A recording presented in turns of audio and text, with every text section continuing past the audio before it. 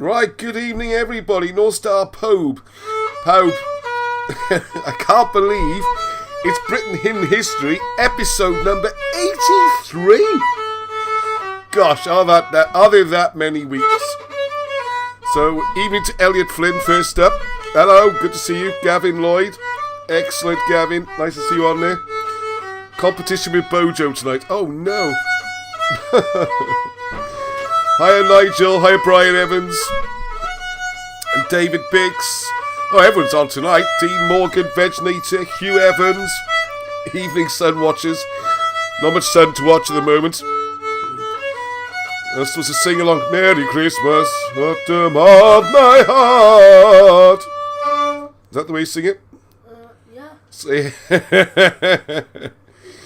Something like that. I want to wish you a Merry Christmas. You have one more go and I'll sing this time. Come on. I can take it down. I'm supposed to do it in Spanish. No, up, down, no problem. When you got my vocal range on. Eh?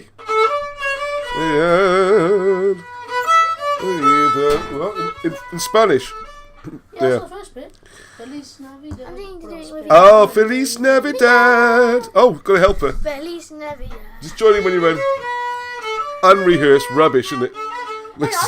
You've rehearsed. I didn't rehearse. I know I didn't rehearse. You haven't rehearsed. Go on, you sing it then. Go on, you sing it. I'll play it. You'll play it. I'll start this show, alright? It's people who waiting patiently for. Feliz Navidad. It says Feliz Navidad again and again and again. Feliz Navidad. Feliz Navidad. Feliz Navidad. Prospero año felicidad. Feliz Navidad. Feliz Navidad. Feliz Navidad. Prospero año felicidad. Get in the Christmas spirit, alright? You a Merry Christmas. I'll leave you to it, Neil. Evening from Ian Graham. Hey. Show's been taken over. You a Merry. He's gone off on one. Hey, very good. Thank you very much. Good grief. Excellent. Right, well, thank you very much, everyone, for putting up with that. Thank you for the missions for giving us that. Where are we going? Hello, everyone. Gosh, loads of people. Hello, Zoe. Yes, we have got to sort the music out this week. It's been so busy, as you'll see in a minute. There's been loads going on. What a busy week. Everything's happening. Every week you think, wow, I've used up all the content this week. What will we talk about next week? It never happens. And yes, Jay, there is never a dull moment in this house. I love that tune, just not true for this version. Very good. They can take it. Give them a little bit of stick now and again. Greetings, William, and thank you very much. Your package has arrived all the way from America.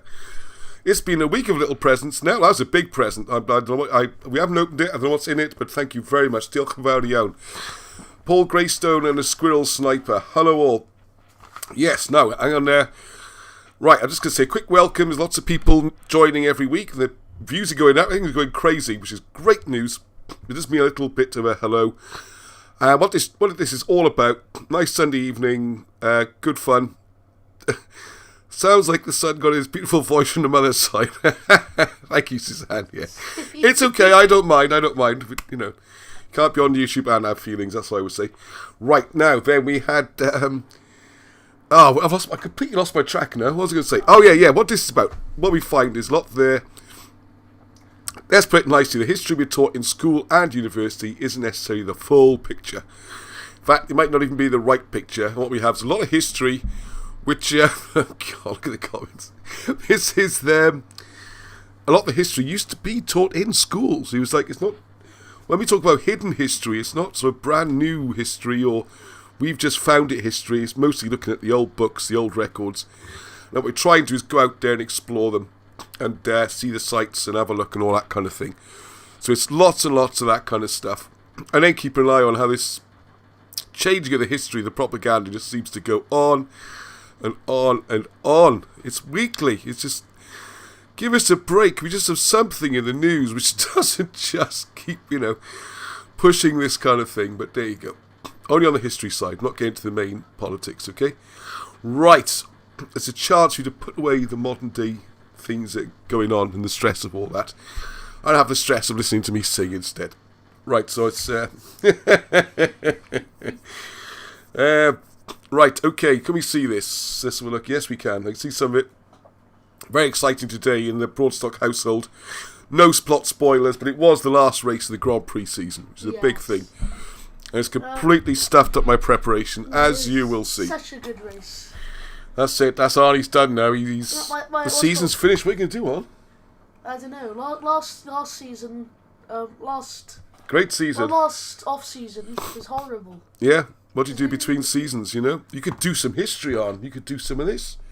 Oh, yes, that's new. Yeah, that'll be good fun, won't it? Right, okay. Now, I've got so much on tonight, I don't know where to start, so I'm just going to throw myself in. But what I am going to mention... Right, the format, if you like, of these Sunday evening shows is going to change slightly starting next week. All right, don't panic. Oh, nothing. Yeah, I know. Yeah, nothing dramatically different. What I've discovered is the amount of stuff which is happening is just coming so fast, and not to mention all the Wilson of Blackett books we got coming out, and the other books and books I'm reading, and things we're doing, and videos we're making. Doing a news section, the normal system is to do a news section and go through some of the stories in the week, things that have turned up. We'll still do some of that.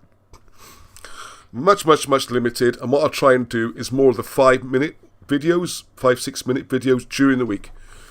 I know great response. I know they fit in with people's busy lifestyles and chances to grab a 5-minute video. Hang on, let me just talk for a bit. And go through those. So if a news item turns up, like last week we had the mosaics were found and everyone's saying they're Roman when they like they're British and there's nothing to say they're Roman. So why are they called Roman? Things like that. So I'm going to try and do those kind of topically as they come up during the week, rather than try and jam them all into this show.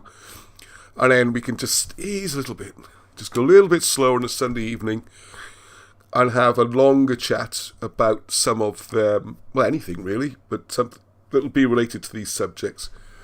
And for example, this week, the wonderful Mr. John Powell, Mayor of Brecon, His Worshipful Holiness, I don't know what you call him, Mayor, Lordship, I don't know. Anyway, he gave me this book a couple months ago. He gave me a big box full of books, alright, which I am working my way through. And this one, I think it's from the 1970s. I love the cover. That's a Star Wars look about it. Yes, great book. I don't know if you can still get hold of it or anything. Yeah, Arnie's very disappointed. He thought it might be Star Wars. There's loads of diagrams. It covers a lot of the Egyptology ground, which is interesting. I mean, amazing. Thank you again to Danielle and Lloyd for Danielle, I should say. Sorry, for inviting and welcoming me to do a talk on Wednesday about Cumroglyphics. It was great. It was just so nice to be amongst. It's just such like this. How do I put this? It was exciting and good fun. It was normal more than anything. Just like nice group of people, all being sensible and just great and having a great chat. Really good questions. Everyone really into it. Everything. So thank you all those who came. You're a wonderful audience. Right. Much better than this live crowd I have on the Sunday evenings every week. Not at all. We have a great friendly atmosphere here.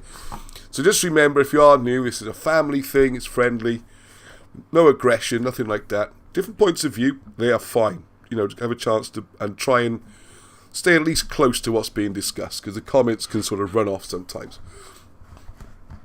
And Arnie, Mr. Vigilant there, he's not very vigilant sometimes, but there we go. I am paying attention. You are paying attention. That's because the Grand Prix season's finished. You might get some more attention from now on. Right, so what was interesting in here, first of all, so we scanned in some pages, and not so much the hieroglyphs, but what it does have in here is a whole section about boat-shaped mounds. Now, if anyone's followed this at all and knows about the British history, we keep finding boat-shaped mounds all over the place. Does this show a link with ancient Egypt? Because they've got the boat-shaped mounds there. And I'm talking specifically about, loads of them. The big Caer Caradoc, the big one on Mynydd y Gaer, where the Welsh kings are supposed to be buried. And then we got down Nash Point. We got where Kerry's buried. And just as interestingly, things like Sutton Hoo in England, they're all over the place, these boat-shaped mounds. And maybe trying to find the boat and look at the boat might be a little bit of a red herring, as it turns out. So I want more time to talk about things like that and have a chat. I also, if we got time, want to talk about a bit more about Cantref Gwaelod, the lost hundred, or the lost Cantref, the lost chunk of land. If you look at Wales, you get that cut-out bit, and that was claimed to be land up till the 500-600 ADs. Officially, that was filled in 4,000 or 5,000 years ago. But the more I look at it, the more I think, hang on a second. It's a very flimsy argument against. So what I might have to do is a live show later in the week to discuss that as a topic. So very much like this, could be quite light, but enough chance to do one topic properly.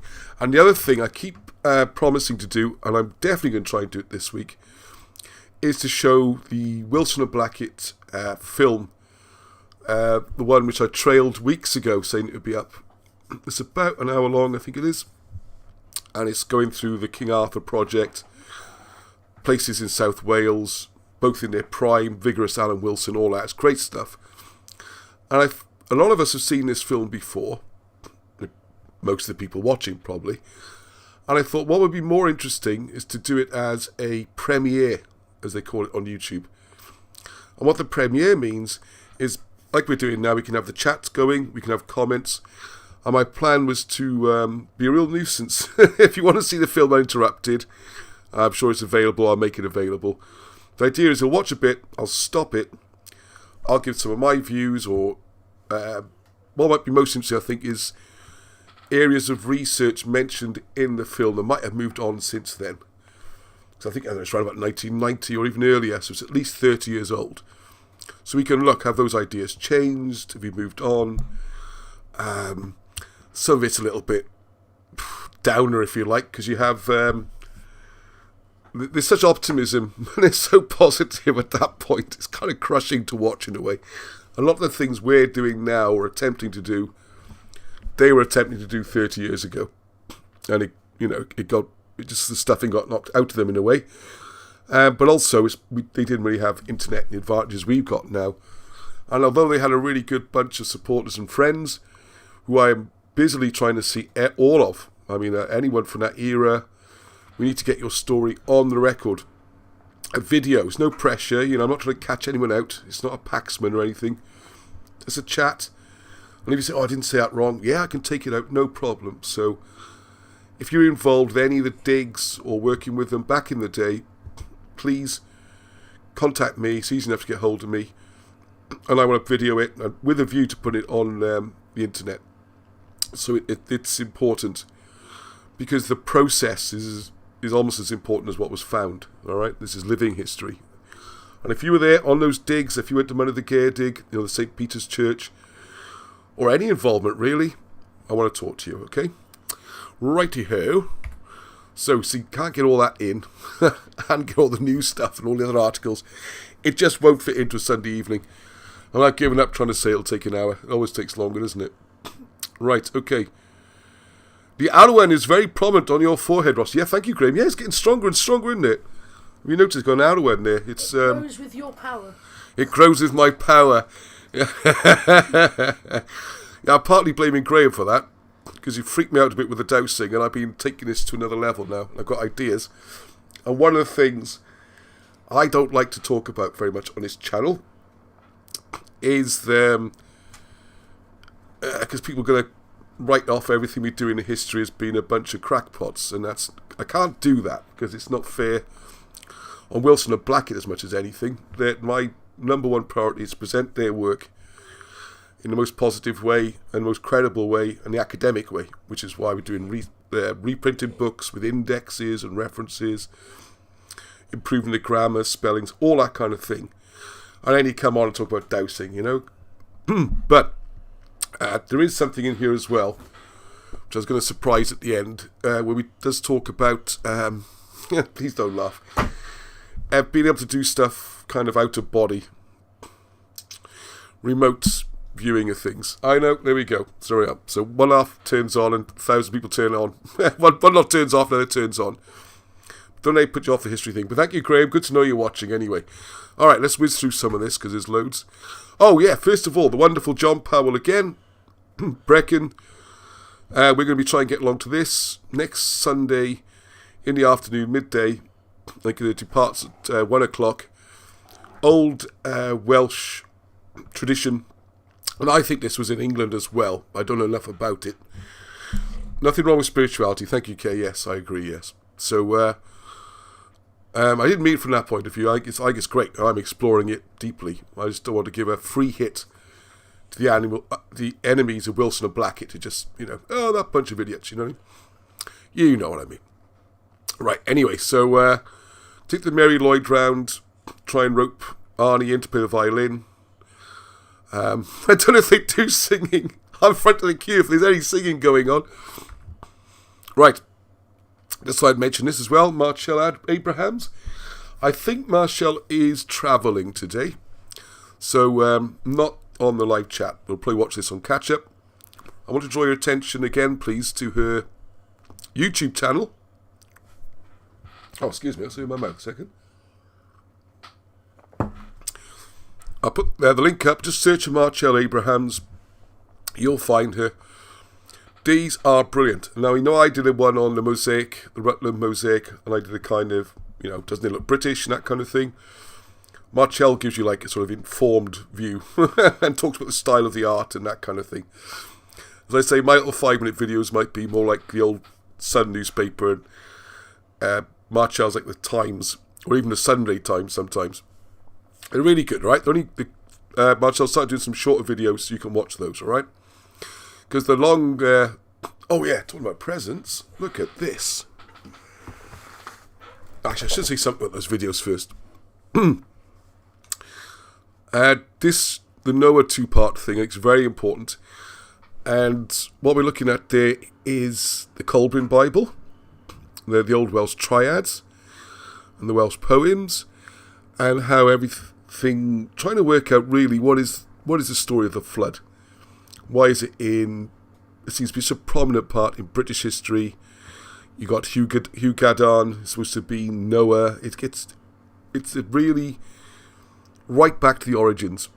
If you're new to all this, you might not be aware that the Mabinogi, or Mabinogion, when it gets disguised as a children's book, has actually got creation stories and astronomical stories about the stars and all this kind of amazing stuff. And those 2 parts there, if you've got the time, hour and a half between the 2, well worth it, and then the short ones, okay? So, right, and here we go. Diolch yn fawr iawn. In a second. It's a little bit blocked up again. I've been great all week. Thanks for all those get well messages I got. Oh, I really should have muted the microphone, shouldn't I? Sorry. There we go. The 2022 calendar. Now, I did mention this a couple of weeks ago, and they've almost all gone. So there you go. There's a couple left. Go to the Etsy website or search for, where is it in Welsh? Calendar. There we are. Cardiau Karen. Or Calendar and Cymraeg. Put Karen Sawyer on there. They are beautiful. Absolutely beautiful. Beautiful pictures. You can see on the wall behind me. Last year's has been very reliable. It's had the right day every day for 12 months. £13. There you go. £1 a month. It's not bad. No, I'm not on commission. I just... Britain's Hidden History. Yeah, we got a sponsorship mark. Thank you, Karen. There we go. The website's mentioned on there. Diolch yn fawr. There we go. Oh, that's cool. Yeah, there we are. Look at Karen, wonderful. This is how it works, okay? We all help each other, right? Like Marshall and Karen, they help me. And then we've got my new friend, Martinica. Thank you very much for that afternoon with you. It was great. I don't know where the time went. I popped in to see him for half an hour, like 4 or 5 hours later. His poor son, Lawrence. Hello, Lo. Yeah, he was starving there, I think. So that was great. So there we go. Get yourself a calendar. Support Karen. And this is a good opportunity to say what a great year it's been for other people in the group doing things and getting going.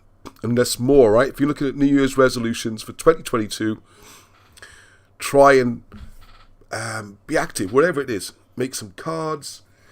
I've got loads of people helping me with producing, the books. If you want to do your own thing, make a video, I'm always happy to run it on the channel. We got Llewellyn Bren, Julian Baker. He's off making videos up on St. Gennydd. All he's doing is using a phone. Then he set up a Facebook group, a YouTube channel. Brilliant. And I'll put stuff on my channel as well. Right, I went down to see Karen a few weeks ago. And Karen is like the guardian of this wonderful cromlech. It's so stunning. Oh, it hasn't made it to the camera, the calendar this year. I suppose Karen can't just keep running endless pictures of this wonderful cromlech. And I did did I shoot some video or take some pictures? One of the two. I've got to get that out. You'll love it. It's beautiful. It's like a fairy tale woodland. And the question you're trying to work out is, it's on a sort of hill. And there's the cromlech. And wouldn't it be wonderful if actually all of this is like a building under the cromlech? And that on the top is like just a tower or an entrance or something. So I'll look out for that video. If I can get them all done. Oh, there you are, Martinica, speaking of the great man himself. And if you're looking to see me and Martin talking at these programmes, that's the last time I was on. I think that was last Saturday. Is that me? 43,000. Yeah, 43,000 subs and over 10,000 watch every one. And they're I think I was on that one. But these are all great. This one particularly was yesterday. Flatter Day yesterday. What have we got? Who's on there? Can you just check? And there's quite a bit there on King Arthur, Cardiff, the grave of Joseph of Arimathea. Mentioned some of the Wilson Blackett books. A very different look. All right, now same as when I speak to Lawrence the Druid. His ideas about Camlan and Arthur are quite a bit different to, the Wilson and Blackett ones, which I'd probably be closest with. And similarly, Martin spotted some amazing stuff. He's got this mind where he just looks at things and sees things. Once you've seen it, oh yeah. But you need someone there to show it to you, get you thinking and questioning, and look at different things. And one of the links that I don't know what to think of really, but certainly got me thinking, is the similarity between the story of King Arthur. I know this isn't a new topic, but the angle is very nuanced. King Arthur and Jesus. And of course, I'm afraid you don't twig on these things, because Martin was saying, oh yeah, because the Wilson and Blackett stuff, where Arthur's born. And then I gave him a copy of the Where Jesus is Buried book, which if you haven't got a copy, get one. And don't forget, they're perfect Christmas presents. Thank you for the last couple of weeks. Loads of orders of books and not calendars. The Good Book game. We do T-shirts, mugs. This is the time of year to give someone a present, yeah? Or get yourself one, treat yourself. But looking at that, and you can see that picture on there, for example. The one here, which hopefully you can see on the screen with my mouse. And see, when Martin looks at that, he says, well, this is supposed to be Jesus chose. This is supposed to be Arthur and his knights. Doesn't it look remarkably like the Last Supper? And when you see it, you go, yes, it does. Then we look at... So anyway, watch it. It's one of these things, I warn you now, once you start watching it, you get hooked in, you want to watch it all evening. So you've got a quiet evening planned, relaxing, brilliant, unique delivery style and light-hearted, and just makes you think. And he's produced books and everything. He's a very smart guy and nice to get to become friends. Okay, and thanks for their help plugging my show as well. So there we are, we all help each other. It's nice. Right, okay, now look at that lot. Now, here's some exciting new things to show you. Who recognises this red book in the middle? And who might wonder why I've got all these things out? And there's a clue, little red block up there, which you probably can't quite see, slightly out of focus. You can see my mouse. Okay. You try to find Martin's channel. You search Martin Liedtke on YouTube. Man, it's 40,000 people. You'll find it. And I'll put the links up. I don't think I put them up last week, but I'll try and get them up. All right, this is my trip. I'm going to do a little video again. See, I'll try and put as much as I can today. How we doing for time? Yeah, we're okay. I went to Aberystwyth, to National Library of Wales, and a very wonderful person there, Scott, who invited me up. He's an academic. He also works with the maps and all sorts of stuff. Really nice guy. Very interested in the work that we're doing. He's looking at different approaches between the sort of professional academics, if you like, writers like Wilson and Blackett and various other people like Chris Barber. The work I'm doing, although I'm, presenting other people's work, really. All that kind of stuff. Super nice, gone really well. So I drove up to Aberystwyth. And what I'm hoping to do is an interview, which I'll put up as a separate one, I think, where he'll explain the resources and how you can use them. And how, in the last few years, fair play, I know I've criticised the National Library of Wales quite a bit. Loads of stuff is now online and is available that was not before. It's been digitised. Original scans of old books, old maps. Because one of our grievances is that to get the old tithe maps, you've had to go up to University of Scotland or even University of Australia. What's that about? To see Welsh tithe maps? But now they are. He tells me I haven't checked all this yet, but I don't see why. I'm sure they all are. The tithe maps, the old OS maps. Almost everything, really. As his big projects get more of the mapping done.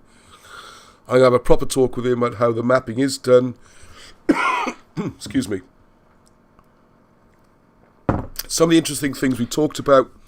For example, when the Enclosures Act came in, early 1800s, what happened then? It used to be open common land everyone could use. The Enclosures Act is one of the biggest changes in British history. People who study history at school will probably know about this. So what happened was, instead of everyone just wandering around with their stuff and it's on common land, it got parcelled up, enclosed. That's why it's the Enclosures Act. And walls were placed around things. Now, one of the problems we have when we look at ancient buildings and ancient ruins is trying to work out how old the walls are and, are they ancient or not, that kind of thing. Well, one of the processes they're going through is looking at when the Enclosures Act came in, someone had to go around mapping where all these walls have to go and how the land's going to get parcelled up. So if you get a copy of those maps in good resolution and they're making them digitally available, then you can eliminate a lot of the walls on those maps as being new walls being put up as part of the enclosures. So they're probably from like 1810s, 1820s. I'm not an expert on this field. Might have all the dates wrong, but that's the principle, okay? So there you go. That kind of stuff can make a big difference, sort of thing we're doing. Okay? Now, what was fascinating here was the way the system works is that, hang on a second, is that the fellow who's also working on Welsh Egyptian hieroglyphic links? Yay! Well done. Who got that? Gary Taylor. Full marks, mate. I am top impressed. You get full 10 out of 10. I didn't think anyone would get that one. Because what I did was, the way it works, you have to put in a request a couple of days before what books you want to see, and they bring them out. Might not sound ideal, but there is an open library as well, which I'll show you in a second, in the university. Open shelf. I'm not really good at this jargon. But the way it works, National Libraries must put a request in beforehand. I think you can request on the day as well, but it's a big old library, it might be a delay. So I get there, super friendly, super nice people, person on reception, everyone was really nice. So, hats off to them. And I gave them a list of mostly Wilson and Blackett works. I want to see if they were there. And as Gary Taylor rightly points out, the red book in the middle, I finally got to see it. Yay, Reg Stewart. The Welsh Pharaohs. Ysgrifennu. That means to write. So it's the writing of the Welsh Pharaohs, something like that. Depending how you read it. So there you go. Slightly different approach. I was fascinated. They did allow me to photograph all the pages.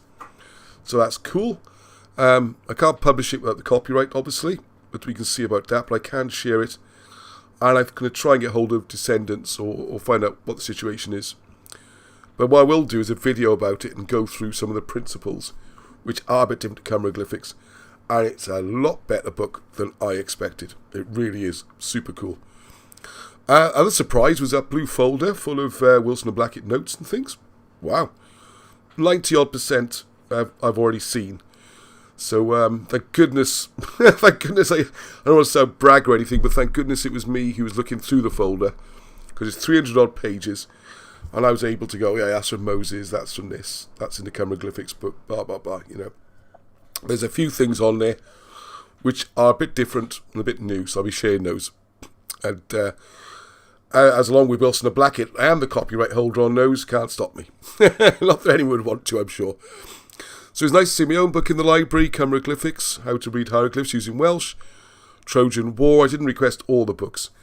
But was rather concerning, I have to say, is this book here, Our Line. Come on, Welsh speakers, someone tell me what... do you get a gold star? Hang on, who does get a gold star now? Yeah, I don't know, The conversations, the Robber Baron's Law. Yes, Brian Evans, it was the Robber Baron's Law. They enclosed the walls, enclosed the fields, and claimed them as the private property. What was public common property? There you go. As I understand it, I don't know much about it. Anyway, Our Line, my Welsh isn't very good. Basically means unavailable. So the big black books, the BBBs, Arthur the War King, Charters, and King of Glamorgan and Gwent, didn't seem to be available. I didn't request all of them, so I shouldn't generalise, but I couldn't get any of the ones I did ask for. Particularly Charters, which I think is a very academic book and should be there, and Glamorgan and Gwent. I don't think I asked for Arthur the War King. So that's a bit worrying. And I said, well, since when have the book's not been available? 2010. So they've been 11 years not in stock in the National Library of Wales. So I've written a letter and a note saying, well, you know, I'm quite happy at my own cost to replace those books so they are available for researchers. What's the process? So watch this space. The letter's already gone in. I handed in a feedback as well at the time.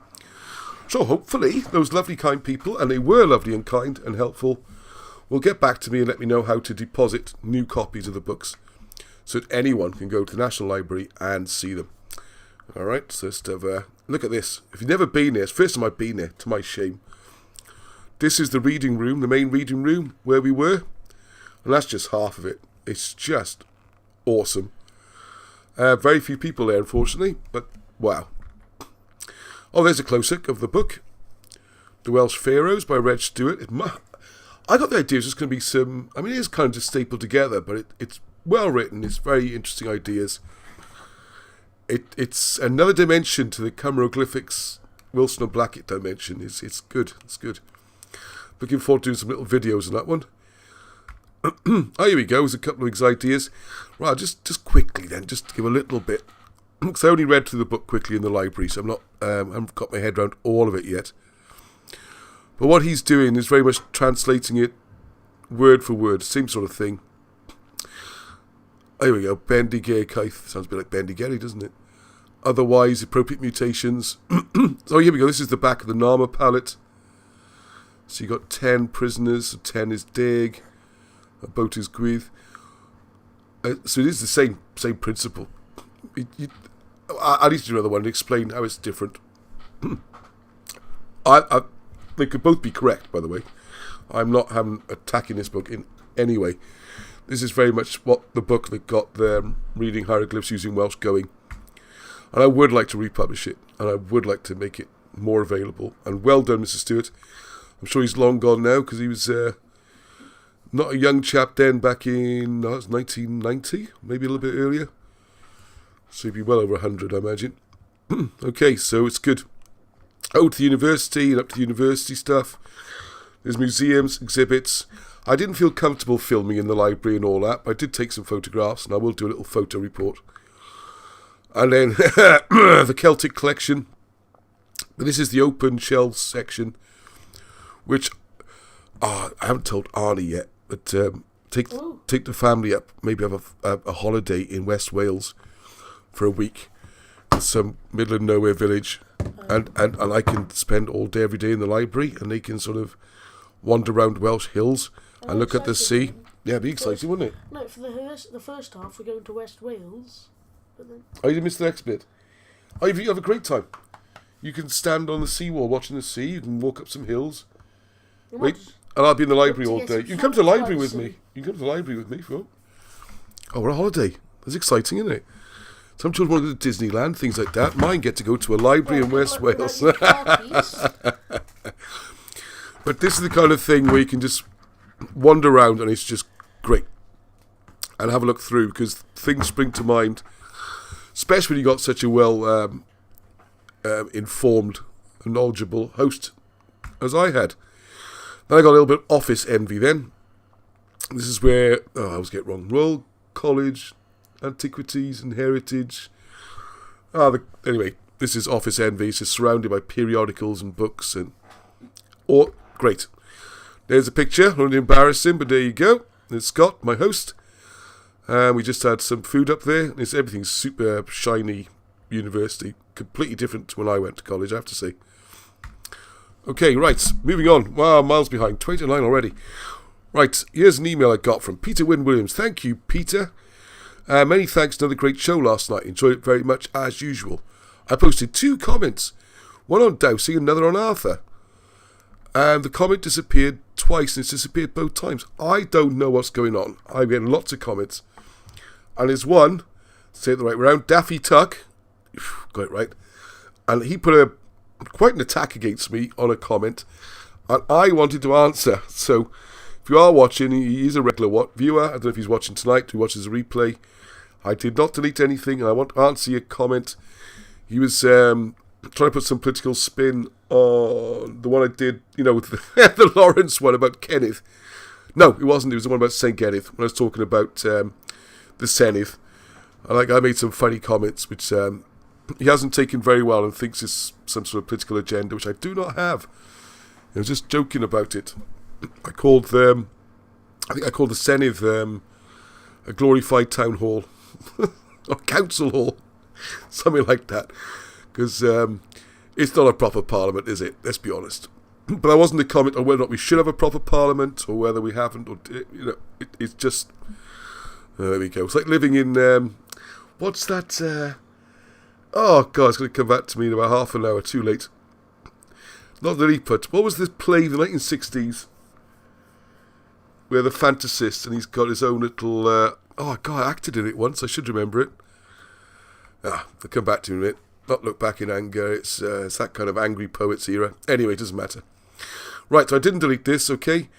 But according to Google Maps, at least 2 more Bwrdd Arthur, which is Table of Arthur. One at Beaumaris, it's right up north, one at Anglesey, and at Llandrillo, Denbighshire.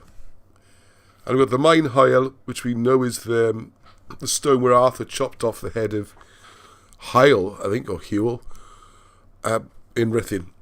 Okay, so, Hyle, I don't quite say that, Hyle, Hewell I usually say. I haven't seen it spelt quite like this.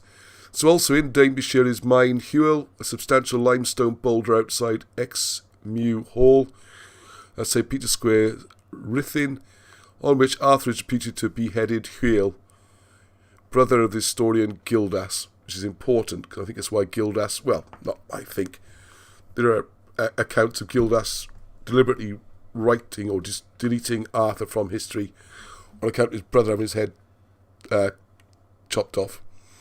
Yeah, I know Taffy Duck's always quite militant, but he's got the wrong end of the stick on this one, okay? Right. So thank you very much for that kind of thing. Keep working on the wizardry. Yes, here we go. Right, now look at this. Something a little bit different. All right? Slight break in play. Oh, says Arnie. I've got to wake up. This is from... Oh, no, where's the date? Right. I can just about say New Year's Eve. Wow, New Year's Eve, 31/12. It's either 06 or 08. So either 15 or 17 years ago, roughly. Well, almost exactly, isn't it? It's almost New Year's. And Mandy McCourt, who's just, research on overdrive. This could be the Mandy McCourt show tonight. So much stuff. Not all of our chance to even read properly yet. But isn't this is a bit like when I was talking about the Wilson and Blackett video. Is a lot of what we're doing now is Paul being tried before, okay? And slowly gets kicked out or forgotten. So we have to get... My view is the only way this is going to have a lasting impression So more and more people to get involved. It's great. We've now got 3,500 people subscribing. About 1,000 people watch the show every week. So keep spreading the word.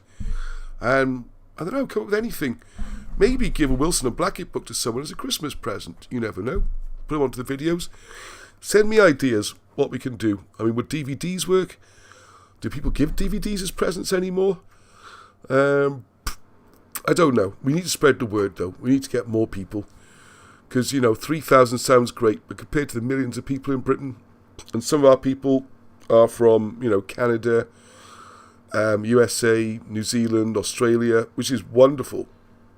It does emphasise the fact that we're not even 1%, not even 0.1% of the population. So, to have any impact or effect, and when things come along like the wind factories destroying St. Geneth, as hard as we try, without bigger support, we're not going to ever make a difference. So, anyway, right, here we go, isn't this now? This was, I should have checked, the Atlantic Major today. The gem or something. Right, so I'll try and read out a bit of it, okay? It's Wilson and Blackett trying stuff. Right, King Arthur could well have been a Lantwit boy. Great headline, I like that. Front page, looking good. Forget Tintagel at Glastonbury. Anyway, proposals are in hand, to turn Lantwit Major into the Glastonbury or Tintagel of South Wales. The town's Chamber of Trade is to investigate the possibility of promoting the ancient history of the town, following fascinating new research which links King Arthur to the area. Work carried out by historians Alan Wilson and Baron Blackett, and published in a series of books, claim that the ancient kingdom of Silures, which encompassed Glamorgan, Gwent, and as far west as Carmarthen, Brecon in the north, and into parts of present-day England, was the dominant military power in Britain after the departure of the Romans in the 5th century. Blah, blah, blah, all the way through, right? So I'm going to jump to the middle bit. Mr. Lewis took up his post in autumn and is keen to find out what local people would like to do in Lantwit. This isn't the case of politicians promising the earth and delivering nothing, is it? No, surely not. I am keen to talk to shopkeepers and other interested parties, including the residents, about how to promote the town. So he's got all these ideas how to promote it and this kind of stuff. But the big draw, and we got, sorry, I'm in the wrong column. Here we go. One of those who's carried out research into this forgotten history is Lantwit Town Major Russell Down. Russell was doing great work. Russell's tried so hard. He's still on the group. I'm hoping Russell watches this video. I haven't heard from him for a while. He's in Europe at the moment. He tried, right? This is, sorry, that was the other thing. I was another article. I forget I said that because that was something else I want to come on to. Because it later comes on to King Arthur down there, okay? He did a great job, right? I've been fascinated for some time by the researches of Wilson and Blackett, and I've done my own investigations as well, he said. I believe that they have uncovered strong local connections between this legendary and almost mythical king in our town. For one thing, it is claimed that Arthur was born in an old Roman villa at Boverton, and there was one there. See, some of these ideas have changed over time. Also a cousin of St. Ithdid, who was to found his church and seat of learning in the town. No one can argue about his existence. Alright, so all this stuff. I hope you can read it off the screen. Just see if you can read that. Hello. He's got Christmas spirit on. The Christmas hat's on. There we go. We're a bit slow, but anyway. So there you go. So brilliant there. The way I was jumping about the thing then was where does it says? He said that here we go. This is a bit I meant. I wasn't having got Russell at all. He's been great and he's helped me as well. But this Mr. Lewis here, he said that the Chamber seemed keen to pursue the King Arthur connection. This could be a fantastic asset in terms of marketing the town, attracting visitors. It is something we can investigate. Anything that will draw people in should be pursued. Nothing's happened. I'm aware of anyway.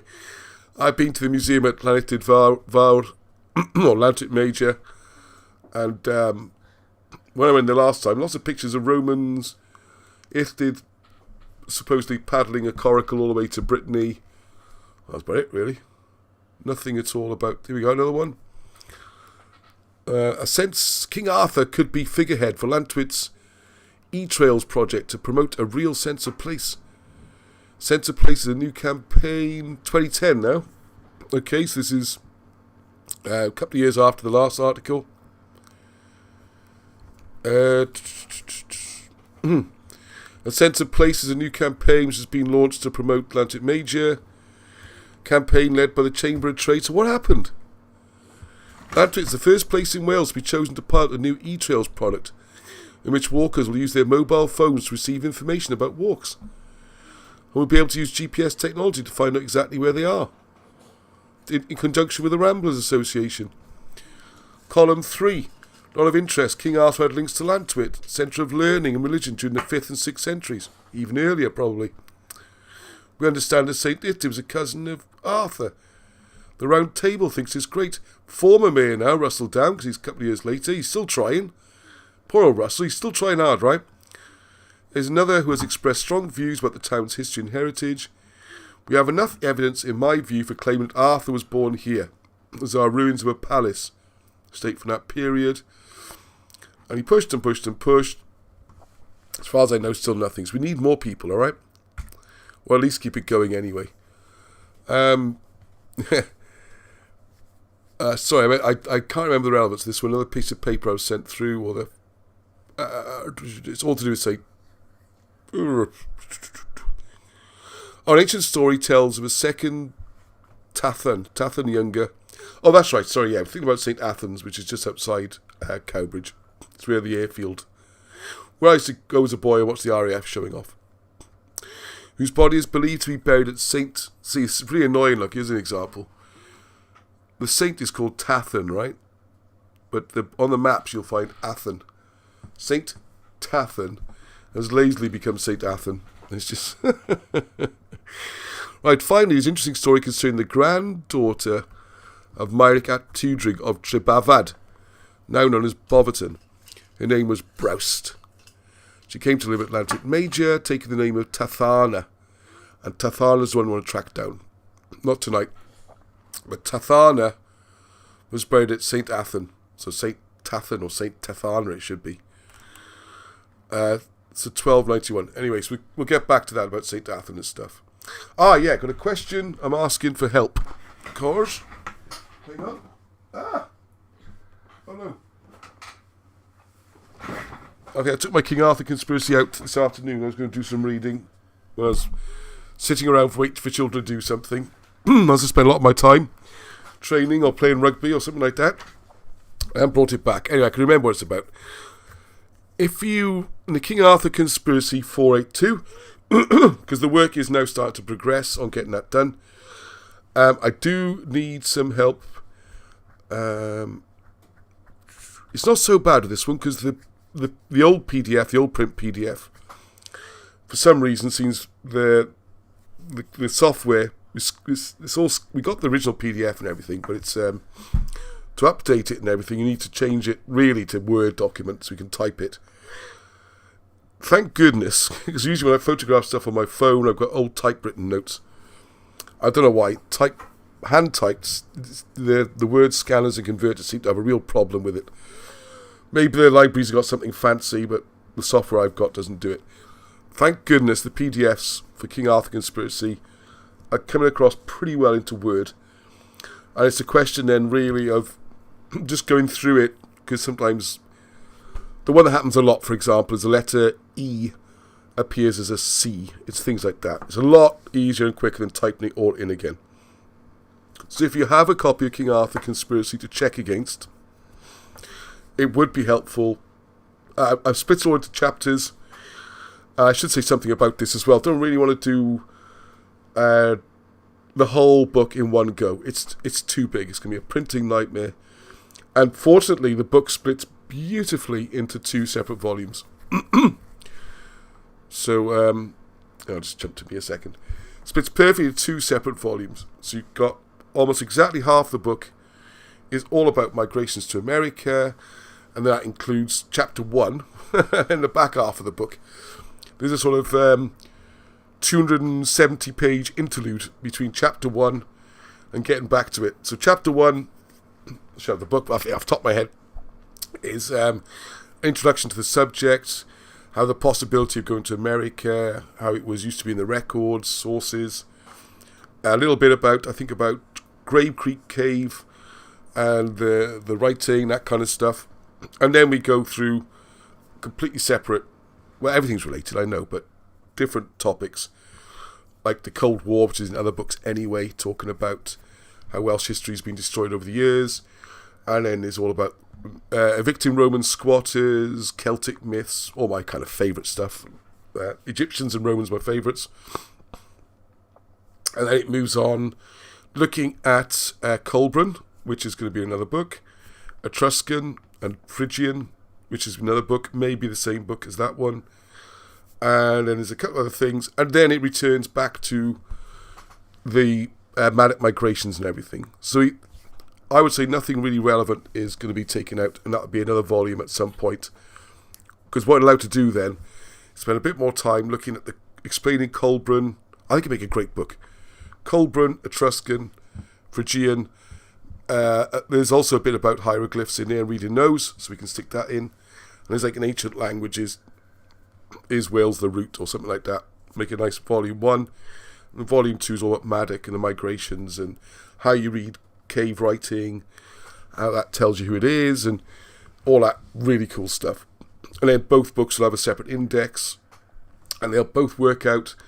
There'll still be about 300 pages by the time you add the indexes and appendixes and all that kind of stuff. So 2 decent-sized books, which I think would be great. Now, the one thing I want to mention, on page 482, I was reminded when I was looking through the book again, so let's pop that back up, that is a mention of the Indian head. It's not meant to be offensive at all, but it does seem to be like North American native, whatever the latest expression is, carved very much in that style on a rock near Clydach Vale in South Wales. And so Clydach Vale's up above Blaenavon, that kind of direction. Does anyone know where it is? Because I'd like to see it. And one of the fascinating things that Wilson Blackett showed, this will be in the American part, even though it's in Britain, because that is relevant, and it's showing how on earth could they sculpt something like this in South Wales hundreds of years before Columbus even supposedly discovered it was in America. And also, it's a wonderful, I want to do a separate 5-minute video on it, or 6-7 minute video on it. It really shows the genius of Wilson and Blackett, because it's a bearded character, and you think it's just beards.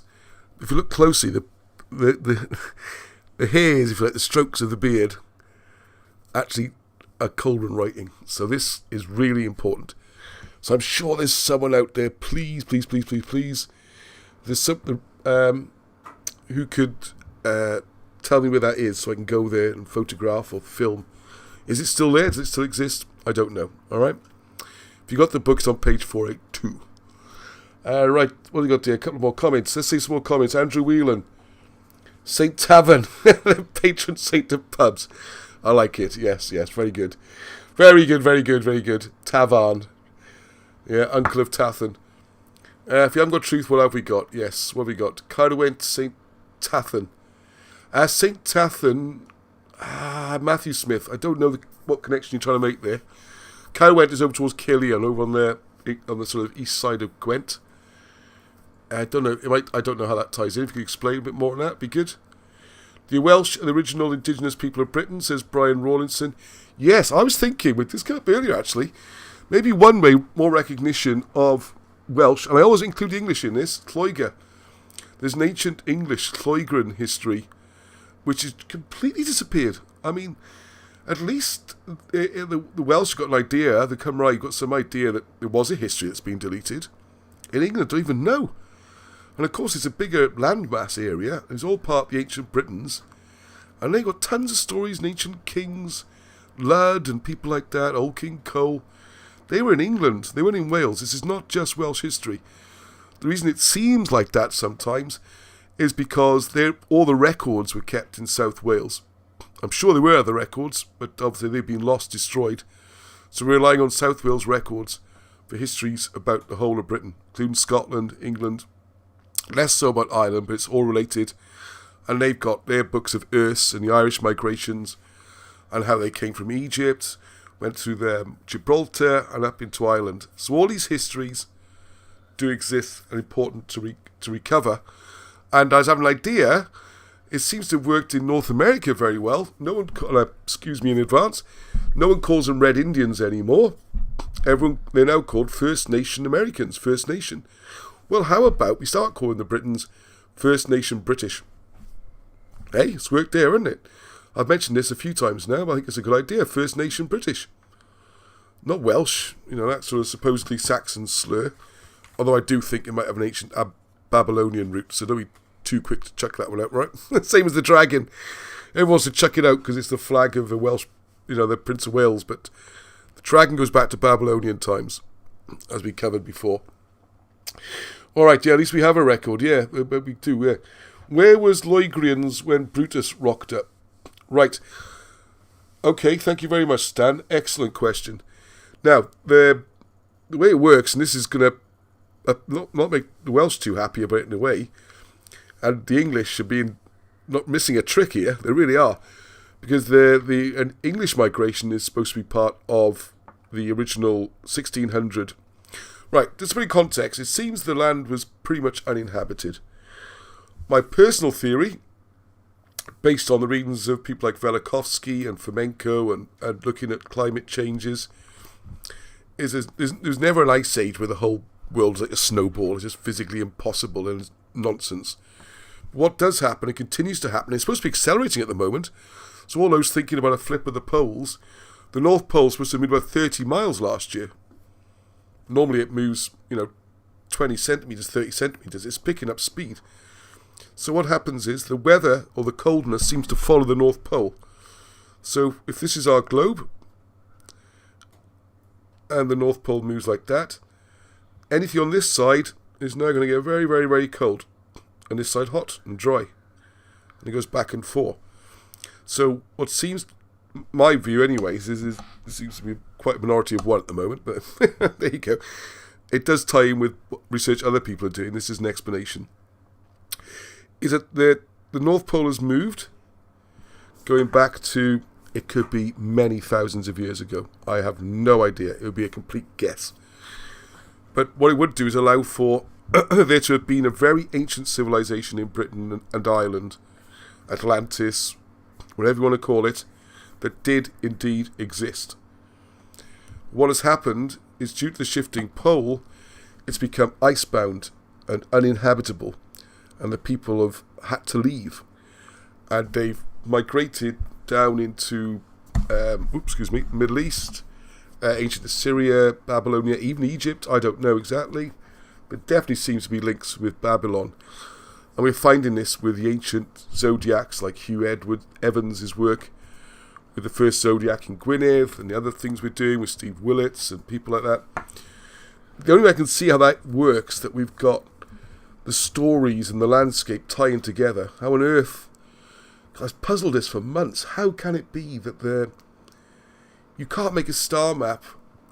How can the stars and the hills match, basically? You can't move the hills around unless you've got super giants or aliens and all that.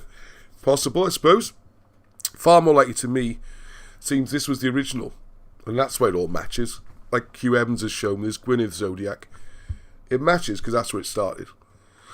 Then he went away, and then as the poles return, the people also returned. So they were returning home. They knew where they were going. So we could say they're all here. So all those claims, things 8, 9,000, 10,000 years old, they could well be. And I would say what's called the Great Flood might be to do with this icing up and moving.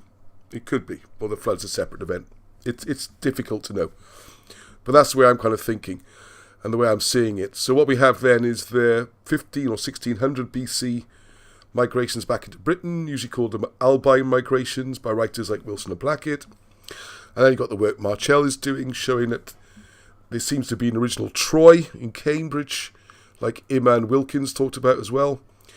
And then a big showdown, the first Trojan War, 1100 BC, in the southeast. And one of the reasons that reinforces this theory is the fact that all the records say it was not a contested landing. There was no big war or anything like that. They just moved into more or less an empty island. Well, why would that be? Where are the original people? So then 1,000 years later, this is where the Welsh turn up, the Cymry, way behind the English. If the English only knew, instead of being called the New Boys, the Anglo-Saxons who just rolled up a few hundred years ago, they were most of them, without knowing it, are Lloegrists. And then you've got all sorts of people populating England. Like the old Sicanians, which is Surrey, same word on the old maps. You've got Somerset for the people of Sumer. You've got the Vandals of Mercia in the middle. It's a real patchwork. And the Cymry seem to grab the best bit where God lives. But that would be after the fall of Troy. So about, as Wilson and Blackett show, Trojan War is about 650 BC. And that would be the second Trojan War. And the two stories seem to have got blocked into one. So I hope that helps. A bit of a detour. But I think chats like that and detours and answering questions are what Sunday evening should be more about, in my view. So feedback on that, please. And then specific items I can do in little videos during the week. And people can just pick them up and talk about specific bits. Okay, now I've done this one before. I'm sure we're running miles late, 9:10, so I'm not going to go through it again. But please, if you want to have a look, I can't resist. Can't resist. Hang on, where's my... let's open that up. I just can't stop myself. Right, okay. I'm just going to search here. Fort in the Wood, right? Just to show. I hope Scott's watching this as well. Where's Fort in the Wood? It's called Fort in the Wood. It always comes up. Let's try Fort in the Wood as it. Fort in the Wood is one word, perhaps. It's a long word, isn't it? Oh no! I got the... Oh god, it's too much to take things open as you can see. Where's the website? Well, the website looks like this, Fort in the Wood. It's fortinthewood.co.uk, I thought. Alright, hang on a second. Let's just jump back. Let's try it. Okay. Because what I was trying to show to people like Scott, and generally, is this maddening assumption that everything's blasted. I can't find it. Great. Well, that's weird. I wonder if it's kind of come down, surely. Oops, sorry. Well, is everyone watching me make a right mess of this now? Yeah. Okay, I'm going to go and find the Fort in the Wood. You can follow this. What? One of the Da Vinci paintings of Madonna and child, the baby, has Jesus' red hair. Wow, cool. Right. I'm going to have to use the... That's weird, isn't it? Can't find that. I'm not as cool as Martin. Martin's just got these millions of pictures and he just talks things through. No, it's definitely not the right one. That's just something else. It's Dura. This is a huge subject I can't really get into at the moment. Anyway, Fort in the Wood, just quickly, if you haven't seen it before, what happened was, it was probably 10 years ago now, I think 2008 was the first find. Some blokes pottering around in Cheshire, as you do, they found these big rocks under the ground, hit them with a spade. Oh my goodness, we found a wall. They tried to pace it out. They think it's a fort. Therefore, it's the Roman Fort in the Wood. It's just not based on anything at all, apart from it's a stone wall. I mean, this is what's maddening. They don't say it's a fort, or what is it? We found a wall. Is it a fort? Is it something else?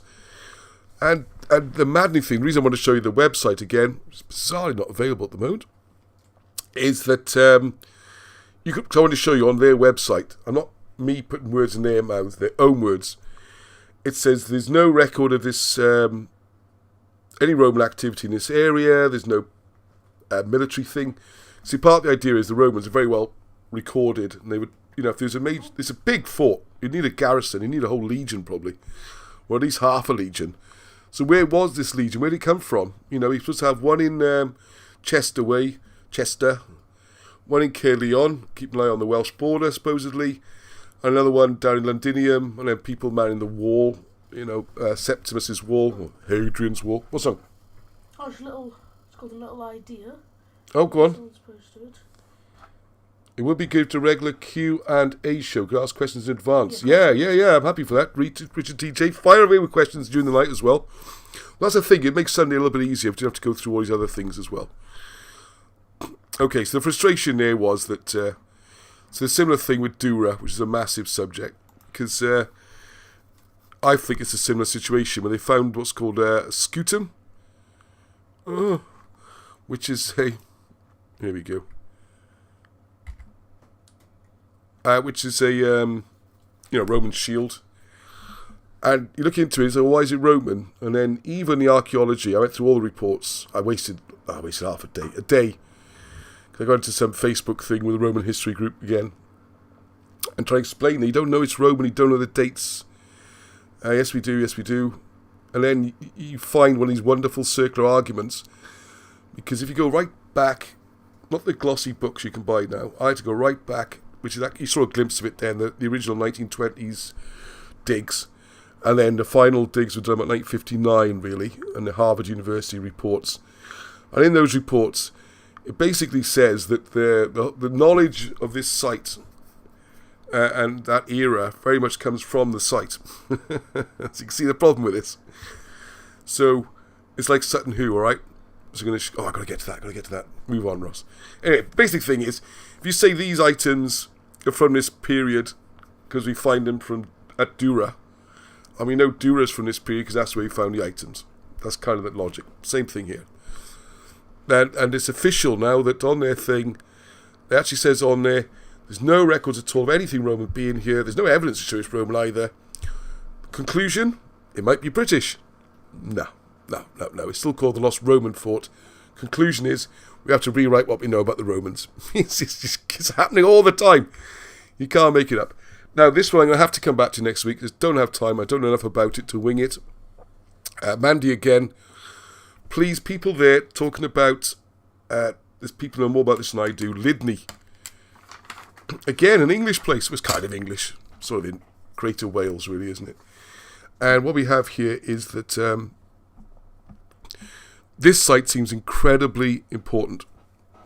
So if you know anything about Lydney and the god Nodens, that'd be really cool, because that's what I want to do a special report on this. I only got to Lydney. And I got personal interest as well, because the Broadstocks, my surname, used to be called the de Bradenstokes, going back hundreds of years. My mother managed to trace them all the way back to 1285, and it's in the Forest of Dean, very close to here. So it's weird, because I don't know if you ever found this, if you're looking back and you go to places and you sort of feel at home there. Like every time I go up the River Wye, apart from the fact it's got a great big sign with Ross written on it, I always feel at home there. So I'll come back to this, alright? There's some links. Copy them off the screen, or I will try and get them up. Because Mandy's done a lot of research on this, but I can't possibly cram it into a few minutes. Another one of these funny ones, though, and I'm sorry, because I know with quite a few Irish people watching, and we're very, very welcome. And I am going to do a report on Irish history. One of the funny things is you'll find, mentions it here somewhere. Yeah, here we go. Nodens is a Celtic, let them off, Celtic deity associated with healing, the sea, hunting and dogs. He's worshipped in ancient Ireland, most notably in a temple complex at Lydney Park in Gloucestershire. Well, it's not an island then, is it? It's like anything to make something not British. It's weird. Anyway, so you've got Nuada and the Welsh Neath, I would call that. There you go. Anyway, just struck out to see me. Oh yeah, this is the other thing. Again. There's a dig there, and there's a lot of new information about it. The editor's called David Ross, and apart from that, we have nothing in common, because he's calling everything Roman. Again, no reason for calling it Roman. And I am going to say a couple of words, because I don't know if it's on the bits we got here. It's all Roman, right? Checking it. There we are, but look at this. But the hill fort was established shortly before the 1st century BC. So it's like, alright, we got all these buildings and stuff. You can have the hill fort, because that's pre-Roman.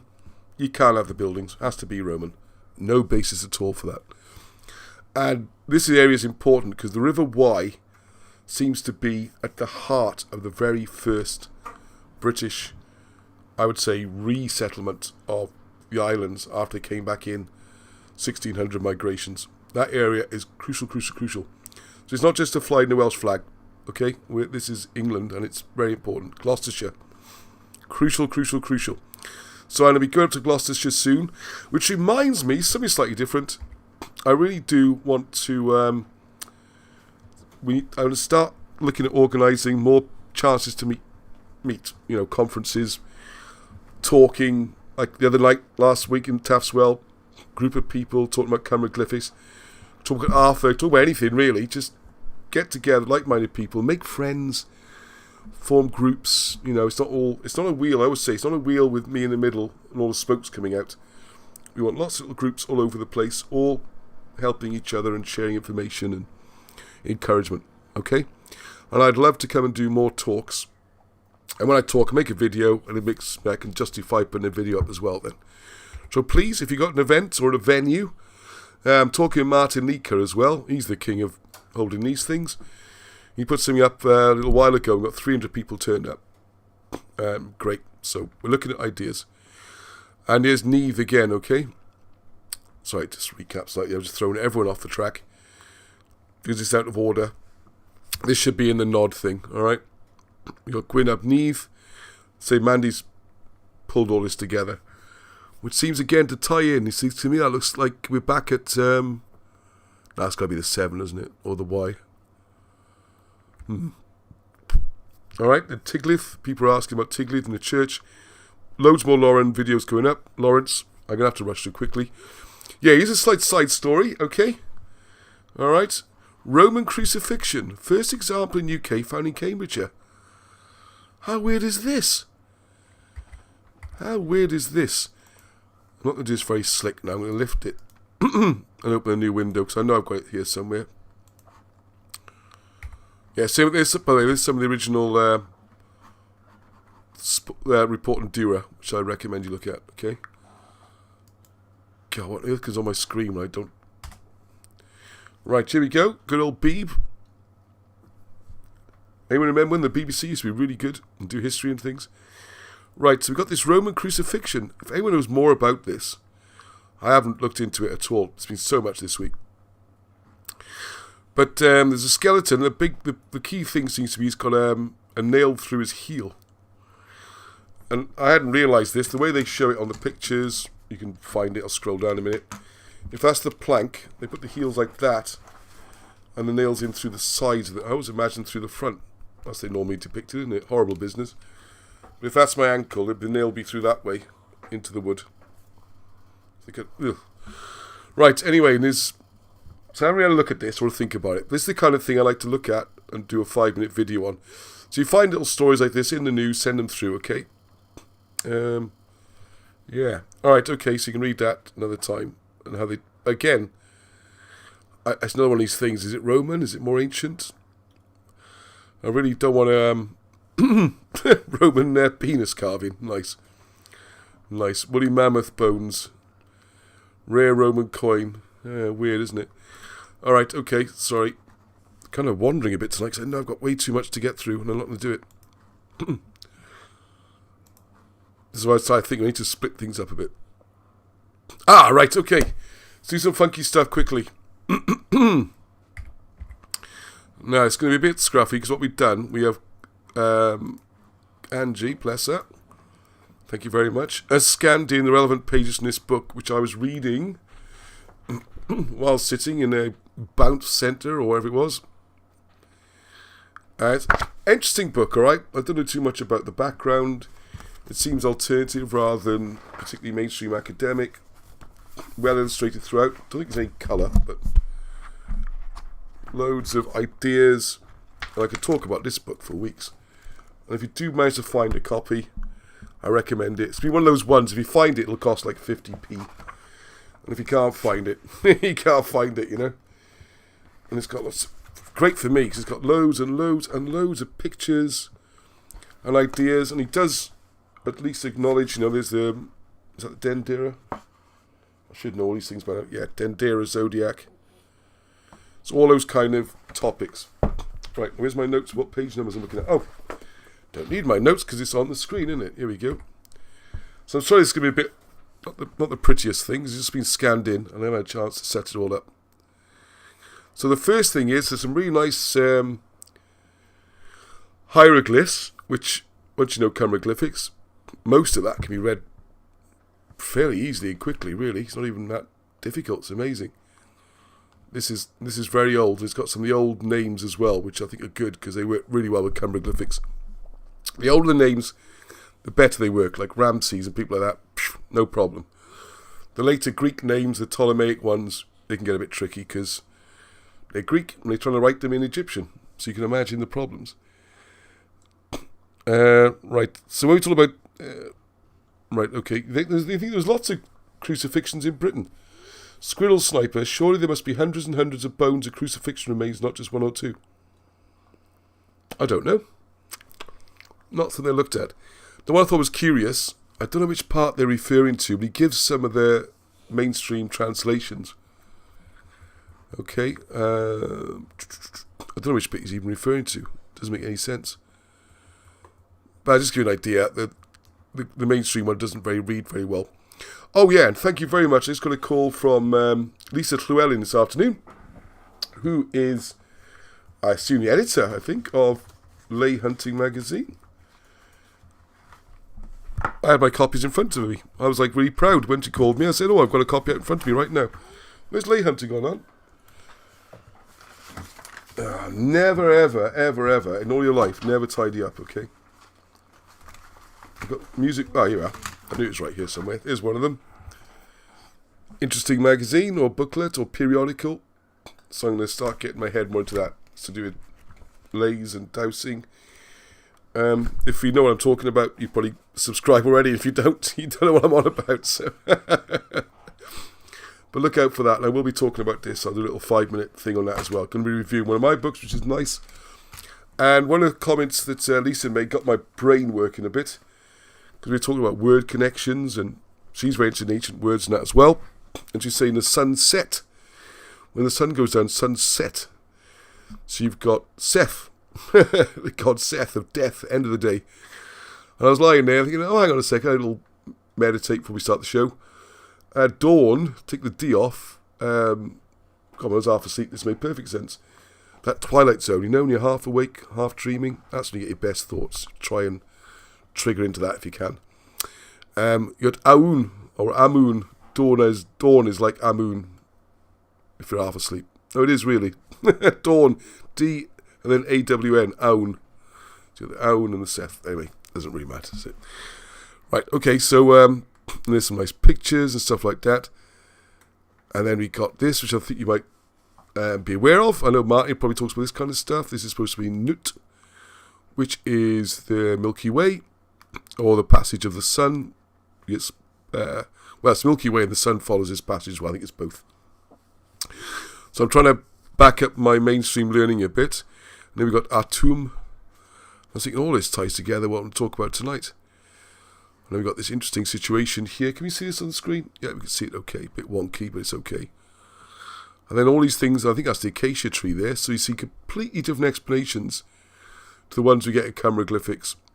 I mean, just totally different, what everything means. But this is where it starts to get interesting from our British history, okay? And the connections with Egypt. And this is what I want to talk about here, quickly before we wind things up. Is this represents a boat, okay? I'm also looking at this. Show me the 3 stars, so we do the Orion. 1, 2, 3, 4. Anyway, don't do that now, Ross. Right, the point is we've got the boat. So I get lost on these things. It's a fascinating subject, okay? I'm not an Egyptologist at all, but I like to have a look. And this explains here is thought to represent water. That's why it's wavy and it's in a tray. And I thought, well, that's remarkable. And there's water again, because this is the same tray that I was talking about Wednesday night, and in Brecon, with the pictograms. It's a reservoir of water, because Wilson and Blackett showed that, and they're well ahead of it. But the water is key, and we keep finding this when we go to all the burial sites. There's always water nearby. And the other thing we always get, hang on a second. I've got time to go through all this. Here we go. This got me very excited. Can I zoom in? Yes, I can. Hey, this is cool. I might do this more often, actually. Can I go full screen? No, that I can't do. Okay, Excuse my bumbling with the technology. Right, now, the important thing about this, which I just leapt off the page of me, I've got to share this, is this is brick built, and you can read through it all while they explain it's a boat. But the key thing is it's stone. It's a stone. So it's clearly never meant to actually be a sailing ship as such. They're calling it Unas or Enas. I'm not into this Unas, but anyway. The brick-built solar boat of Unas, about 200 meters east of his pyramid, was found under seas east of the pyramid. Also important, okay? It's not in the pyramid. 200 meters east of his pyramid was found under several meters of sand and debris. The boat is 36.5 meters long, so that's about 120 feet, by 7.5 meters, which is 23.5 feet deep, and 6.1 meters or 20 feet broad. It's pretty big, okay? It's a good sized boat. Water holds memory and energy. I wouldn't be at all surprised. Star forts require flowing water. Thank you, Squirrel. Water creates electricity. Maybe, yeah. I mean, I'm onto all these ideas now. I not ridiculed, but I dismissed them all a few years ago, not anymore. Okay, so what we have here. So it's orientated due east. Well, that's remarkable, isn't it? Because the Christian churches and the burial sites we've got in Britain, a lot of those are due east. Not all, but a lot. And seems to have a rudder on its western right-hand end. And that's a riddle. But I think, if I'm looking at the bottom boat, hopefully you can see my cursor. A second on, thank you. Can you see my cursor? Oh, I can't see it, look. Move it a bit. Yeah, we can just about see it. Not very well. Alright, anyway, above the... Okay, thanks, Arnie. You can put it back on there. So above where it says the brick-built solar boat is the back end of the boat, I think. And then when we look at the boat-shaped mounds in Britain, this would be what's called the Oarsmen Position. So if you imagine... say the best example is when you watch the old... Not Clash of the Titans... Jason the Argonauts. What's his name? Harry... Oh, I always get it wrong. You know, the one with the special effects. Love that film. And you see one is Talos. And he's on the side of the boat. And he's just doing this with his giant oar standing up. And and then Jason does the same thing when he's driving his boat. They're all rowing and sailing and things. And he's at the back. That's the key position. So look at this. What caught my... Anyway, let's talk about more of it. Similar boats, or boat pits as they are sometimes called, are scattered along the west bank of the Nile. Alright? Usually within pyramid fields. This ties in amazingly with forthcoming... the Pyramids book. I've been promising it for about a year now. It is coming along. I've got all the files together. I will need some more typing help. And I've got volunteers already. If you want to join in, great. But Adrian and people like that, you've been very patient with me. Not me, I have to be patient with you. And things are coming along, alright? Right, scattered on the west bank of the Nile, usually within pyramid fields. I don't know if Alan Wilson ever read this book, but if you've read, may. Some are excavated out of bedrock, others like that of Unas or Enas are built of brick. One boat pit next to the Great Pyramid was uncovered in the early 50s. Now this one contains a large disassembled wooden boat, which, when reconstructed, was too large to fit in the cavity. Alan Wilson does explain all this. Most boat pits probably, this is the bit that's key for our research, probably never contained wooden counterparts, but seem to have been the scenes of rituals connected with the Heb-Sed festivals of the pyramids. Okay, this is the key. So one of the things that struck me immediately was, like at Sutton Hoo, for example, they're boat-shaped mounds, but there's no trace of any boat. So it might be a red herring looking for the boats, perhaps. I mean, there was one boat remaining, or they spotted the rivets and they got bits of wood. So I'm not saying there's nothing there, but there's many mounds. And maybe some of the mounds we look at. The key to me, though, is the fact that even way back thousands of years in Egypt, they were making boat-shaped mounds. Sometimes they put a wooden boat in, sometimes it'd even be a brick. It doesn't matter. It's the shape, and it's because the journey is going to take place after your death. And it explains that inside. Look at that better picture. Look at this. How cool is that? A brick-built solar boat pit. Hey, there's a good one after a couple of pints. Anyone out there had a couple of drinks? If you had a couple of drinks, give that one a go. A brick-built solar boat pit. A brick-built solar boat pit at Abu Sir. With, by the way, do you ever notice how all similar the Arabic names are to the Welsh names? Abba, and we got Abba, they got Abu. Arnie was born in Abu Dhabi, which sounds very much like Abu Dhabi, which is the other place I really want to talk about today. I'm not allowed time to do. With altars and platforms, showing that some boat pits were not intended to hold wooden boats. So what's all that about, eh? Well, the key, without giving too much away, is this is all about the journey of the spirit after the death. It's all to do with the ceremony. It's not necessarily to do with burial. There's no bodies found in these boats. There's no bodies. So if you're looking, and there's no treasure either, so don't go around smashing up all the boat-shaped mounds and looking for things. They have an astrological, spiritual, religious ceremony purpose. They're not burial mounds. And neither the pyramids, which I'm going to come on to again. Oh, here we go. Another one. Large boat pit aligned. This one's north-south, this one. On the east side of the Great Pyramid. That ties in with the Druid alignments then, doesn't it, north-south? Look at the size of these things, and you can see it's a boat. I think there's people there, look.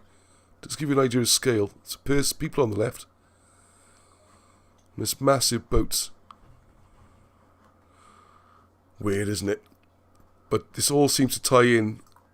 But you've got the same weird practice in South Wales, particularly. I'm sure they're all over England, but, bulldozed over, ploughed out. But the one on Caer Caradoc is, I don't want to get this wrong. It's about 70 metres long, so it's over 200 feet by about 30 metres. So it's about 210 feet by 80 something. So it's a similar scale to this. Similar scale. And you have to get this mindset that you can't have things like this in our own country. You have to travel thousands of miles to erotic foreign climes. Exotic foreign climes. There's more of the boats, you see. It's all to do with this celestial journey. And we have the same customs in Britain. So doesn't that tell you something about the ancient links? And this is one here where Wilson and Blackett have translated all this. This is Abu Simbel, I think, isn't it? Hang on. A Temple of Karnak, yeah. Oh, yeah, because the other thing I want to mention as well, once again, you can see these tails appearing. Can't believe that slip I just made. I was so determined not to, I talked myself into it. And the other thing I noticed on here, is there's like the snaky things that you get on the side, on the chemists and that, look. So a lot of the stuff that we're still using as imagery. So a gate in the Temple of Karnak with inscriptions pertaining to the Heb-Seb festival is flanked by 4 images of a king carrying a scepter and the Ankh. He wears a kilt to which a tail is attached. And if you look at the cameroglyphics, that tail... it's in front of me now. The Welsh word for tail is the same as the Welsh word for firstborn. So that represents the heir when you see that tail on there. And all this can now be read. And it's fascinating to read these books where you see the attempts they've tried to do it without being able to read it. Now, there's one more thing. Right at the end, it's a bit late. But I'm going to give it a go because I did promise I'd talk a little bit about the mind being able to do things which seem impossible and seem ridiculous. And maybe these are things we could do or maybe couldn't. All right, now I want to be very clear, we're not saying this is Wilson and Blackett, and it's not to do with our history or anything like that. It's an area of interesting inquiry, okay? So what I'm going to look at is these people who I hadn't heard of before. They're called Swan and Sherman. So anyone into psychic archaeology and anything psychic stuff, might have heard of Swan and Sherman. And what they did was pretty weird. Now I know the flatters out there are going to be saying, well, there's no planets anyway, but whatever's up there, there's an attempt to go and explore it. And, yeah, now, before we all jump in, I think there's a twist to this story, which the book doesn't mention. Let's go with it on face value, right, just to get going somewhere. So these two scientists, Targ and Puthoff, set up an experiment. So they got Swan and Sherman, and what they tried, remote viewing, that's the term I was trying to remember. So the challenge was, no one had been to Jupiter. No one knew what it would look like inside the rings, inside the atmosphere, because you obviously can't see through all this stuff. So these psychics, or remote viewers, whatever you want to call them, they tried to imagine what would be seen by the probe before it entered. They were put in separate rooms. You can read all the details. It's very strictly controlled. They weren't even spoken to directly. They were like just sent email, not emails, given written messages. There's no pickups of people's expressions. Right, anyway, so they did Jupiter first.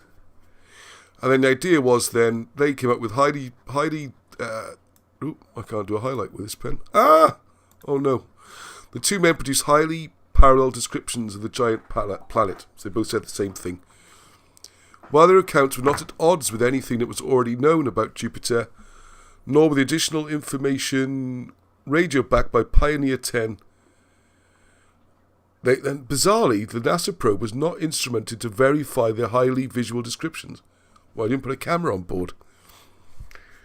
See, before you jump in, I got a funny... Anyway, I'll see what I think at the end. Right, 11th of March 1974, Swan and Sherman tried again. This time, they targeted the planet Mercury before the flyby by another space probe, this one called Mariner 10. Less was known about Mercury, and the two men described a weak magnetic field, a thin atmosphere, and a tail of helium streaking out from Mercury away from the sun. None of these features were then known or predicted. All of them were verified by Mariner 10. Okay. So we'll come back to that in a second. So you can read the rest of this article. I'll scroll it slowly. You can go back and pause.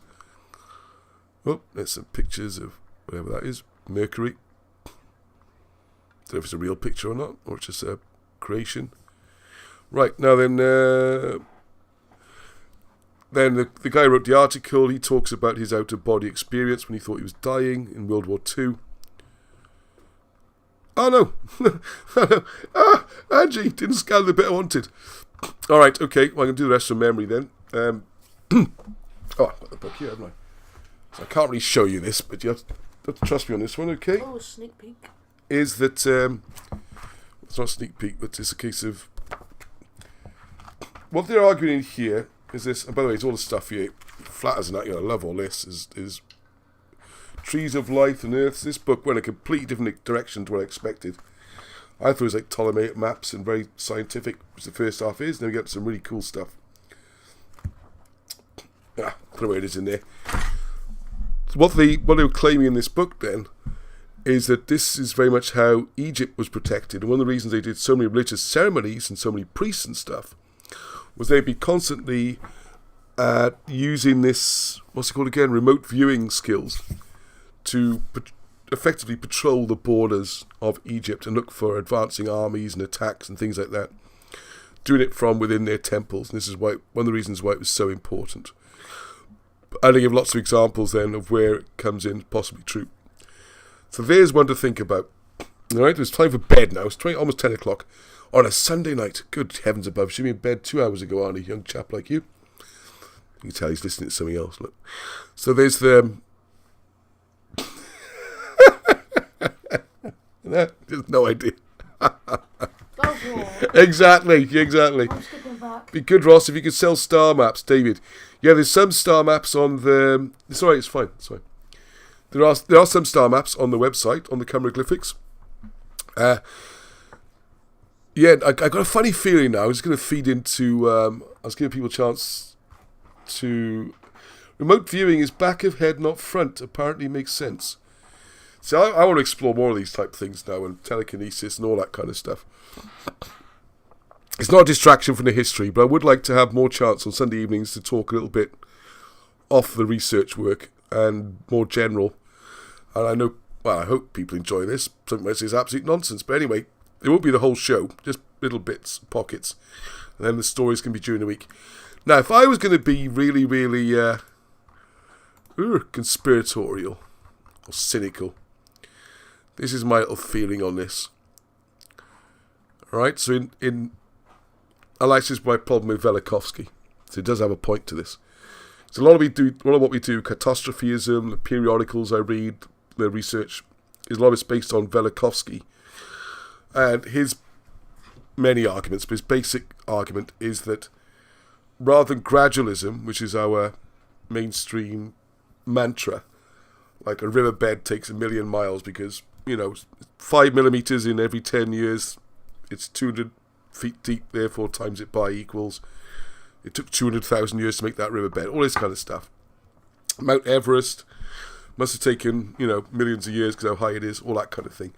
Whereas Velikovsky was the other way, and he says, no, things stay basically stable, and what happens is you get catastrophes where suddenly, whammo, something comes in. I think there's lots of examples, like this is how coal is formed, this is why you get mammoths who lived in a warm climate with things like buttercups and stuff in their teeth, suddenly frozen to death before the food's even digested in their stomachs. How can you have footprints next to a river if that river expanded over hundreds of years? I mean, do you think generation after generation just stood there waiting for the tide to come in so they could all drown? Or is it more likely there was a sudden flash flood for tsunami or something like that? And that's why you get all these footprints of them running. And then all the debris and stuff that comes rushing in on this tsunami, that then fills the footprints, and that's why they become what we call fossils or petrified. Because if you walk down the beach today, no matter how big a hole you make, you go out tomorrow, they will not be there. Something strange has to happen. So this is all the Velikovsky type history. But I think a lot of that's absolutely bang on with Velikovsky. But where I get sceptical, and the flatters were like this, although it's not necessarily only supporting their theory, is that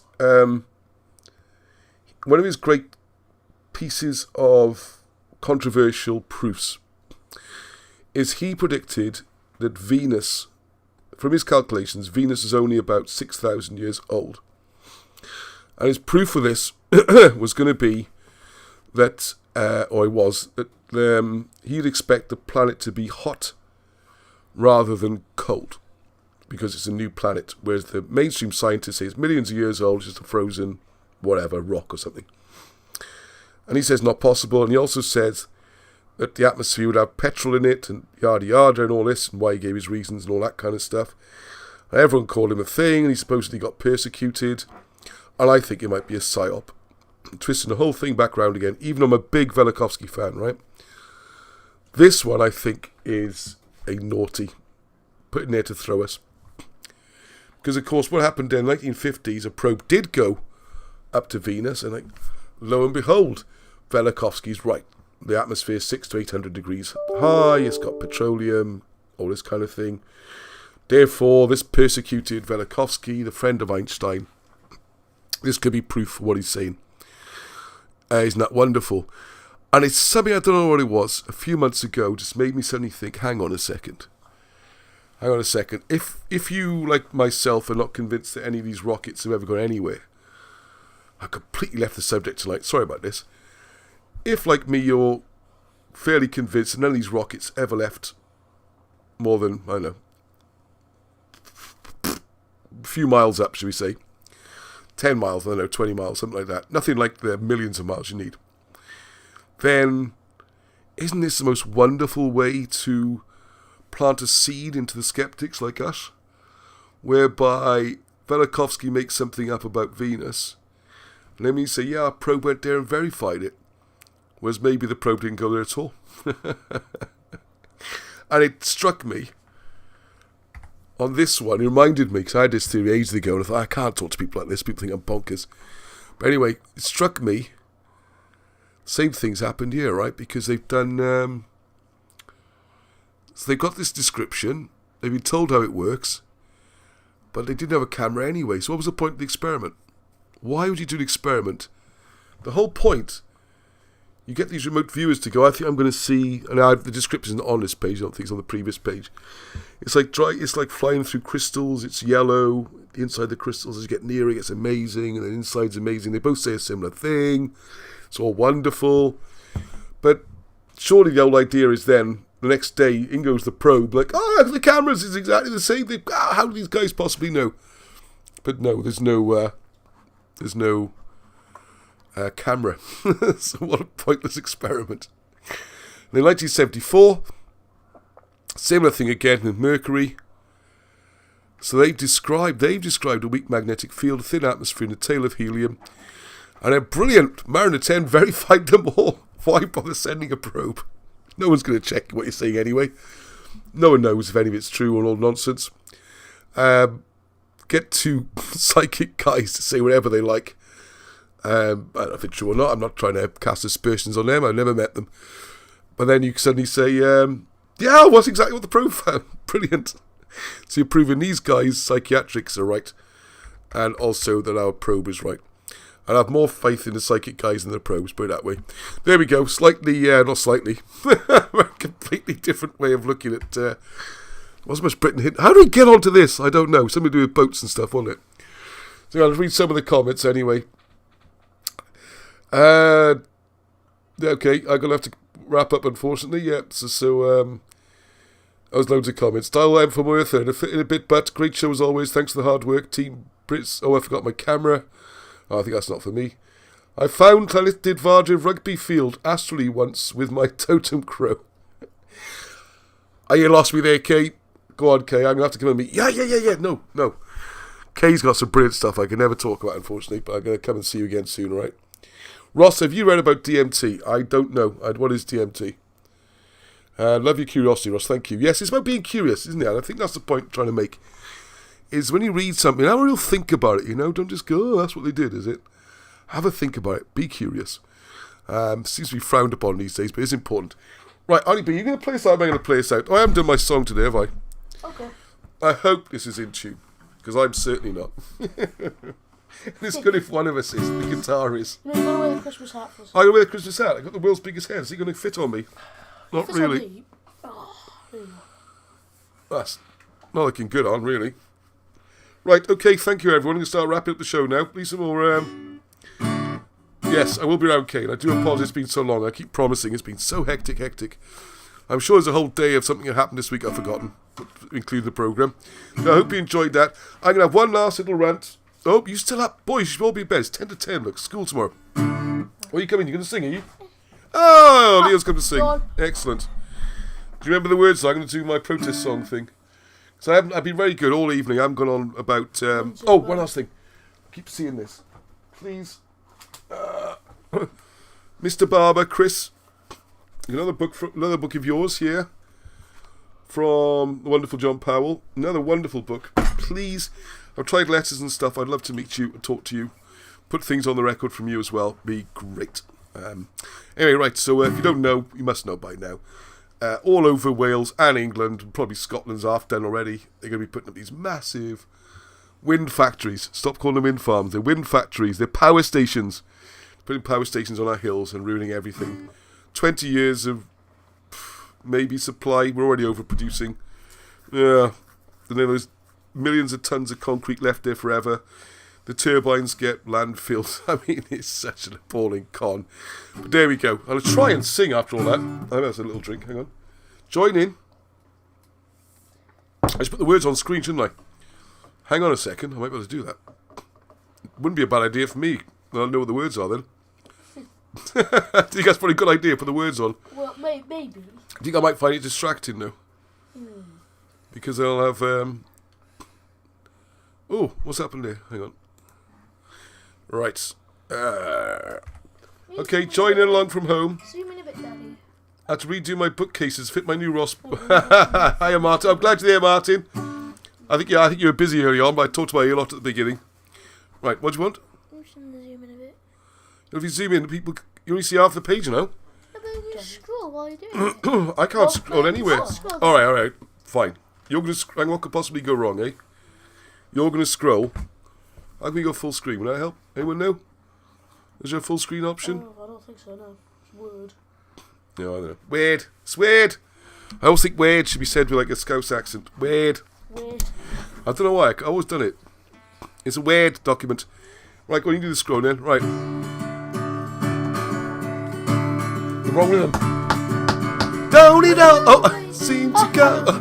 Don't know what you got till it's gone. Try paradise. Come to near to the microphones, boys. Fill it with winter pines. They're a new type of factory, blight on the whole nation. With 1,000,000 tons of concrete and a whole load of power stations. Don't it always seem to go?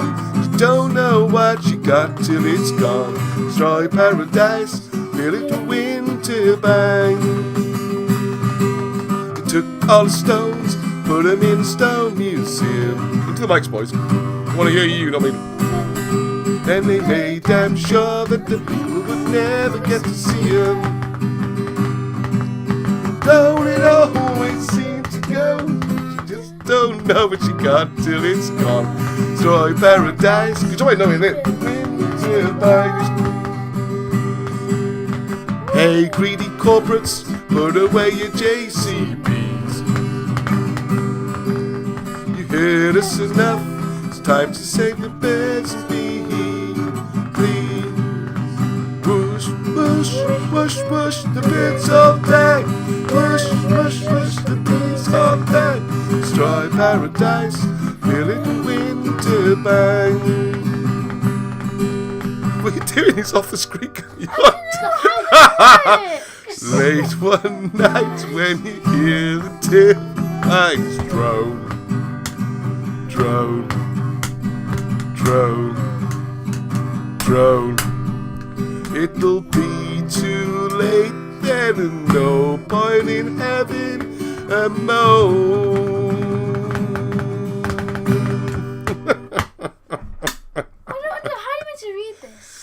I can't read it when you scrolled off the top of the page. It's a good job I know it now, off by heart, isn't it? Is it this way? So it's one, then one, and then... Yeah, that's one. All the ones, the verse ones, look. So one, a new type of factory. But we probably should have rehearsed it, shouldn't we? The whole nation, with 1,000,000 tons of concrete and a whole load of power station. Right, and I watched, my father always told me, never do your rehearsals in public. You should get it right before you go on stage. Right, anyways, good luck from everybody. Who's going to do the heavy this week? I will. Oh, he's done the last two. Leon's near us. Go on, in you go. Oh, unlucky Zav. Quick, Leon. I think it's number 3, I think. Right, good night to everybody. Heather. Yes, it's 3. More. No, everyone wants more. Heather. Oh, that was pitiful, Leon. That was atrocious. Oh, you got away with it. I want to try. Oh, right, go on, do it again. All right, hang on a second. Right, go on, Zav, have a go. No, you have a go. No, Leon, go. There could be a lot of good nights, a lot of good buys. Do you know when we have birthdays, we have, like, blow out the candles 5 times. Just so you know, right? You don't need to just blow your candles out once. So that's my top tip for birthday parties.